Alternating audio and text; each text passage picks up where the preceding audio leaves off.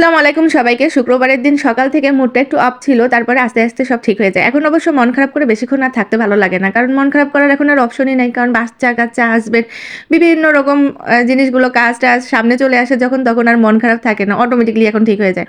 একটা সময় এরকম মুড অফ হয়ে গেলে চুপ করে বসে থাকতাম। কিন্তু এখন আর বসে থাকার কোনো অপশনই নাই। তো ছুটির দিন মানে একটু রান্না-বাড়া তো করতেই হবে। আর বাচ্চা-কাচ্চারা একটু চায় ডিফারেন্ট কিছু করতে।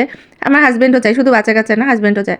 তো আমার আসলেই তেমন একটা কিছু করতে ইচ্ছা করতেছিল না। আর ছুটির দিনগুলো আমি চেষ্টা করি মাটির চুলায় রান্না করতে। কিন্তু আজকে সেটাও সময় হচ্ছিল না। সময় একদম অল্প ছিল। তো ভাবলাম যে গরুর গোশটা প্রেশার কুকারে রান্না করি আর মাছটা এমনি নরমালভাবে রান্না করার চেষ্টা করব আজকে।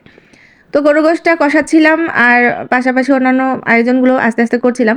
অন্য সময় কি করি একবারে কাটাকাটি করে রেডি করে তারপরে রান্না করতে বসি। কিন্তু আজকে আর সেই জিনিসটা হবে না।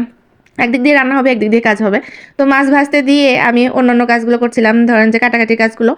আর গরু গোশটাতে তো তেমন একটা ঝামেলা নাই। আস্তে, আস্তে করে এটা কষাতে থাকি। আর আমার হাসব্যান্ড সেদিন গ্রামে একটা ক্ষেতে গেছিল, মানে দেখতে গেছিল। তো সেখান থেকে কিছু ফুলকপি আর পাতাকপি নিয়ে আসে। আর ফুলকপিটা এত সাদা একদম ধপধপ করছিল। আসলে বাজার থেকে যেটা নিয়ে আসা হয় ওটা অলরেডি একটু ঘিয়া, ঘিয়া কালার হয়ে যায়। আর এটা একদম সাদা ধপধপ করছিল।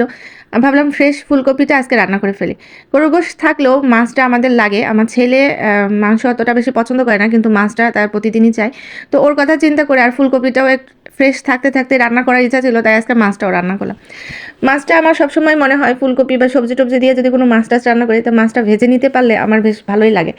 তো একেকটা দিন একেক রকম আমার ইচ্ছা হয়। তো আজকে আমার ইচ্ছা হয়েছে মাছ ভেজে সুন্দর করে ফুলকপিটাকে কষিয়ে তারপরে মাছটা দিয়ে ঢেকে দিলাম। তো এভাবে করে অনেক সময় রান্না করি, আবার অনেক সময় মাছটা কষিয়ে নিয়ে উঠিয়ে রাখি, তারপরে সবজিগুলো দিয়ে তারপরে কষাই। মানে রান্নাটা আমার একান্ত আমার নিজের ইচ্ছার উপরই হয়। কেউ আমাকে এটা নিয়ে প্রেশার দেয় না যে এভাবে না এভাবে করো। তো আজকে আমার রান্নাটা একদম শেষ প্রান্তে চলে এসছে। আপনাদেরকে দেখিয়েও দিলাম আজকে কি, কি রান্না করেছি। মেইনলি আজকে আমি তেমন কোনো কাজ করি নাই। তাই আপনাদের সাথে শেয়ার করতে পারলাম না। শুধু রান্নাটাই করেছি যা। তাছাড়া আমার আজকে কোনো কাজ করা লাগেনি। মোটামুটি সব কাজই গুছানো ছিল।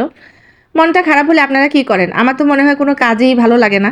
তো তারপরেও আজকে কিন্তু রান্নাটা আমি করেছি।